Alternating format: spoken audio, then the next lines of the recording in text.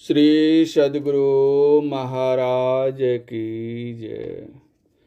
प्रातः स्मरणीय अनंत श्री घोषित परमाराध्य संत सद्गुरु महर्षि में परमहंस जी महाराज का प्रवचन। बंदौ गुरुपद कंज कृपा सिंधु नर रूप हरि महामोहतम पुंज जासु वचन रवि कर निकर। प्यारे लोगों, सब लोगों को जानना चाहिए कि प्रत्येक शरीर में जीवात्मा रहता है। जैसे घर में लोग रहते हैं, शरीर में लड़कपन, जवानी, बुढ़ापा होता है और एक दिन इससे जीवात्मा निकल जाता है, जैसे घर से कोई निकल जाए। यह शरीर एक ही नहीं है, इसके अंदर 3 और जड़ शरीर हैं। साधारण मृत्यु में एक शरीर को छोड़कर और 3 को लेकर जीवात्मा निकल जाता है, उसी को लोग मरना कहते हैं। अपने कर्मों के अनुसार नरक स्वर्ग भोग कर उसके यहाँ जाकर जन्म लेता है, जिसके यहाँ उसका संबंध रहता है। इसी प्रकार आवागमन जीवात्मा पर लगा रहता है। यह कब तक लगा रहेगा, ठिकाना नहीं। इस प्रकार के जीवन में परे रहना यदि आनंददायक होता तो इसको कोई छोड़ना नहीं चाहता, किंतु इसमें सबको दुख होता है, चाहे वह पढ़ा लिखा हो, अनपढ़ हो, धनी हो या निर्धन हो। कोई इस प्रकार के दुख में रहना नहीं चाहता। यहाँ जो भी सुख है उसके मूल में दुख है। सबको चाहिए कि ऐसा जीवन प्राप्त करे जहाँ सब दुखों से छूट जाए। मानव इस बात को विचार सकता है। मनुष्य को सुख की ओर जाना चाहिए। मनुष्य होकर सुख की ओर जाना नहीं चाहे तो मनुष्यत्व में कमी है। इस कमी को सत्संग के द्वारा दूर करना चाहिए। दुख रहित सुख तब होगा जब सब शरीरों से छूटा जाए, जिस पर कोई देह नहीं। इस तरह की स्थिति सबसे ऊंची स्थिति है। यही परमात्मा की प्राप्ति या मुक्ति की स्थिति है। जीवात्मा के एक एक शरीर में रहने का जीवन बहुत अल्प है। एक शरीर को छोड़कर और दूसरे शरीरों में आने जाने का समय जीवन बहुत लंबा है, और सब शरीरों को छोड़ने का जो जीवन है वह अनंत जीवन, सुखमय जीवन है। अभी भी जीवात्मा का जीवन अनंत है, किंतु यह दुखमय जीवन है। अभी मान प्रतिष्ठा के लिए जो जीवन बिताते हैं, यह कोई ऊंचा जीवन नहीं है। पशु पक्षी भी सुख का जीवन पसंद करते हैं। वे खाने पीने, इंद्रियों के भोग में, प्रतिष्ठा में रहते हैं। प्रतिष्ठा के लिए ही सांड से लड़ते हैं, बिलार बिलार से लड़ते हैं। यदि मनुष्य भी प्रतिष्ठा के लिए ही जीवन बितावे तो मनुष्य पशु से क्या श्रेष्ठ हुआ।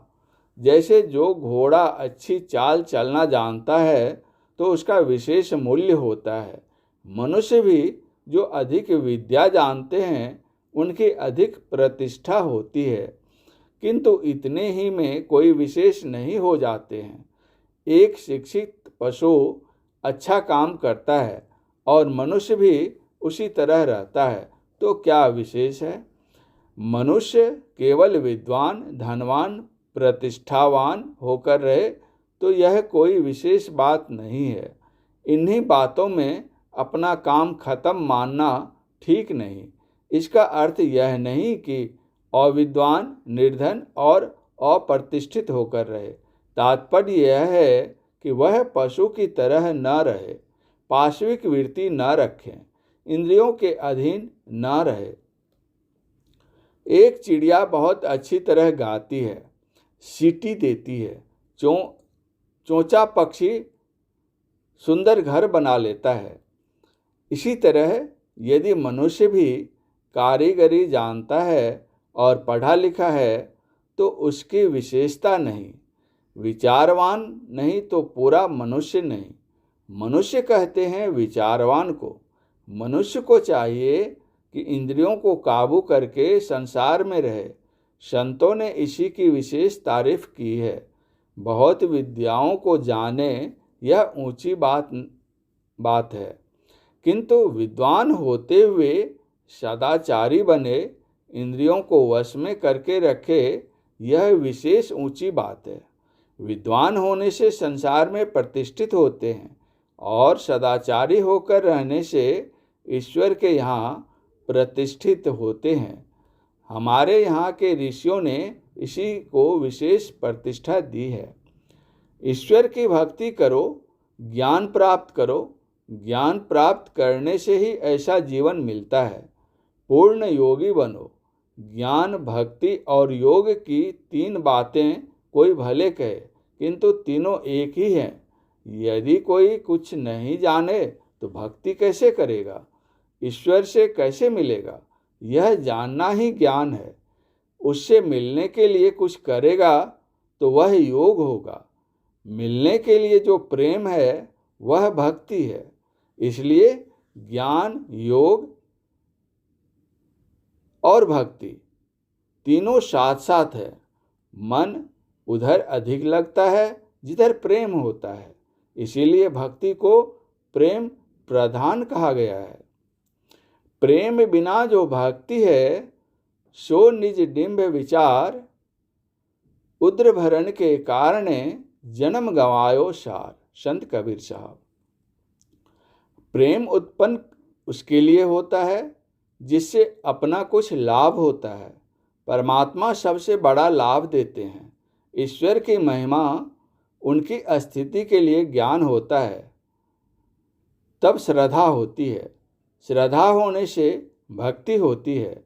परमात्मा की महिमा को समझाने के लिए थोड़ी सी बात यह है, आप किसी भी हालत में रहते हो किंतु बिना हवा के, भोजन के नहीं रह सकते हैं। श्वास नहीं लेने से हम जीवित रह नहीं सकते। गर्मी से हम जीते हैं, यह ईश्वर की दी हुई है। लोग कहते हैं यह गर्मी सूर्य की है, किंतु ईश्वर के बनाए हुए सूर्य चंद्र हैं। सारी सृष्टि ईश्वर की बनाई हुई है। हवा मुफ्त मिलती है, इसके लिए किसी को खजाना कर देना नहीं पड़ता। परमात्मा की बनाई हुई मिट्टी है, इस मिट्टी को नहीं लेकर तब अन्न उपजाऊ हो नहीं सकता। हाँ, मिट्टी को लेकर उसमें कुछ डालकर उसको उर्वरा भले बनाओ, किंतु मिट्टी नहीं बना सकते। एक मुनि बालक था, वह जंगल में रहता था। एक राजा ने उस बालक को देखा। वह बालक बड़ा ज्ञानी था। राजा बहुत प्रसन्न हुआ। उस मुनि बालक से राजा ने कहा, तुम मेरे साथ चलो, तुमको अच्छी तरह अपने राजमहल में रखूंगा। जो खाऊंगा तुमको भी वही खिलाऊंगा। जो मेरी रक्षा में पहरा करेगा वह तुम्हारी भी रक्षा करेगा। मुनि बालक ने कहा, मैं तुम्हारे साथ तभी चलूंगा यदि तुम मेरी बात मान लो। राजा ने कहा, तुम अपनी बात कहो, वह क्या है? मुनि बालक ने कहा, मुझे खिलाओ, तुम मत खाओ। मुझे पहनाओ, तुम मत पहनो। जब मैं सो जाऊं तब तुम जगकर मेरी रक्षा करो। राजा ने कहा, ऐसा नहीं होगा। मुनि बालक ने कहा, मैं तब तुम्हारे साथ नहीं जाऊंगा। मेरे राजा ऐसे हैं जो स्वयं नहीं खाते, मुझे खिलाते हैं। अपने कुछ नहीं पहनते, मुझे पहनाते हैं। जब मैं सो जाता हूँ तो वे जगकर मेरी रक्षा करते हैं। ऐसे राजा हैं परम प्रभु परमात्मा। परमात्मा सबको खिलाते हैं, वे अपने कुछ नहीं खाते हैं। सबको पहनाते हैं, अपने स्वयं कुछ नहीं पहनते हैं। सब कोई सोते हैं, अपने जगकर हम लोगों का पहरा करते हैं। मन सांसारिक पदार्थों में लगता है। सांसारिक पदार्थ माया है। माया एक तरह नहीं रहती। परमात्मा सदा एक तरह रहते हैं। दोनों के आपस में उल्टे पुल्टे गुण हैं। माया में हम अपने को दुखी पाते हैं, इससे उल्टे परमात्मा है। उधर अपने को करो तो सुखी होओगे।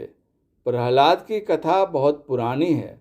उनको पिता के द्वारा बहुत दुख दिया गया, किंतु ईश्वर की कृपा से उनसे वे उद्धार पाते गए। ईश्वर में प्रेम होना चाहिए। राजा अजातशत्रु ने भगवान बुद्ध से प्रश्न किया कि भिक्षु जीवन का कोई प्रत्यक्ष फल भी होता है? भगवान बुद्ध ने उत्तर में कहा था, हे राजन, मैं आपसे भी एक प्रश्न करता हूँ, आप पहले उसका उत्तर दीजिए। आपके दासगण प्रतिदिन आपकी सेवा करते हैं। यदि आपके दासों में से कोई एक दास यह विचार कर कि थोड़े से जीवन के लिए कौन इतनी पराधीनता स्वीकार करके दिन रात कष्ट भोगे, वह साधु हो जाए और एकांत में रहकर युक्ताहार पूर्वक अपनी इंद्रियों का संयम करने लगे, तो क्या आप उसे दास बनने के लिए फिर बाध्य करेंगे? राजा अजातशत्रु ने कहा, ऐसा होने पर तो उसको दास बनने के लिए कभी नहीं बाध्य करेंगे, वरन उसका सम्मान करेंगे और यथाशक्ति उसकी सेवा सत्कार करेंगे। भगवान बुद्ध बोले, राजन, तब तो आपको यह मानना पड़ा कि भिक्षु होने से इसी जीवन में फल मिलता है। राजन, यदि कोई व्यक्ति एकांत सेवी हो, इंद्रिय संयम के द्वारा भक्ति धर्म का पालन करे, तो लोक में अवश्य पूजित होगा। बल्कि त्यागशील पुरुषों को और भी अनेक फल मिलते हैं। आत्म संयम के अभ्यास द्वारा मनुष्य क्रमशः उन्नत भिक्षु जीवन लाभ करके रोग मुक्त, कारागार मुक्त, चीर दासत्व मुक्त की तरह परमानंद का लाभ करता है। हे राजन, उसे जन्म जन्मांतर की बात स्मरण हो जाती है। वह जान लेता है हम पूर्व जन्मों में किन किन अवस्थाओं में थे, कहाँ कहाँ जन्मे, क्या क्या किया, क्या क्या भोगा, कौन व्यक्ति क्या क्या कर्म कर रहा है और परिणाम में उसे किस प्रकार का फल भोगना पड़ेगा। इसको वह इस प्रकार देखता है जैसे कोई ऊंचे मकान के ऊपर से नीचे के मनुष्यों को देखता है कि कौन क्या कर रहा है, कहाँ से आ रहा है, किधर जा रहा है। यह भिक्षु जीवन का प्रत्यक्ष फल है। साधु संयमी परमात्मा में जब लग जाता है, तब वह रोग मुक्त रोगी की तरह, कारागार से मुक्त कैदी की तरह आनंदित होता है। यह कोई आश्चर्य की बात नहीं है। जिसको ईश्वर में प्रेम होगा वह सदाचारी होगा। जो जप ध्यान है उसको वह करेगा। ईश्वर की भक्ति में प्रेम की प्रधानता है। सबको ईश्वर में प्रेम करना चाहिए।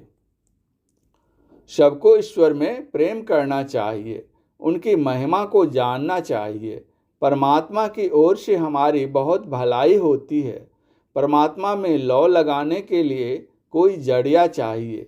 कीर्तन से, पूजा पाठ से लौ लगती है, किंतु दिखलाने वाला कीर्तन और पूजा पाठ नहीं होना चाहिए।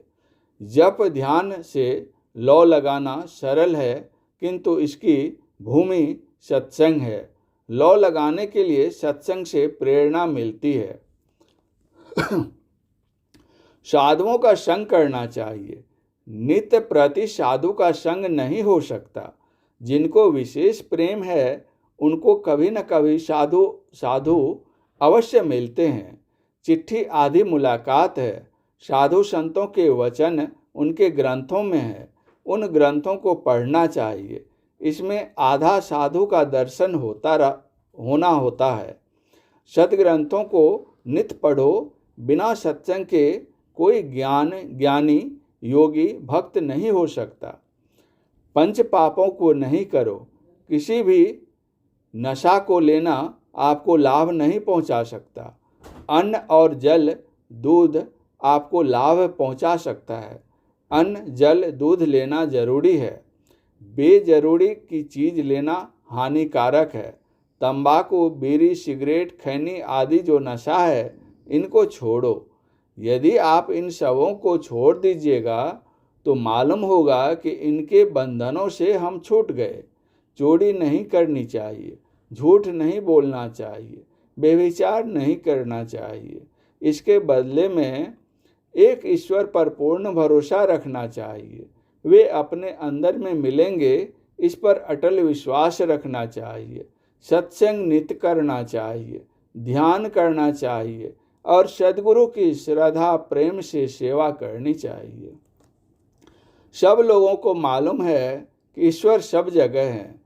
आपके अंदर भी ईश्वर हैं। आप भी अपने शरीर में हैं, किंतु उनको पहचान नहीं सकते हैं। आप जिस दर्जे में हैं, उससे ईश्वर बहुत ऊंचे दर्जे में है।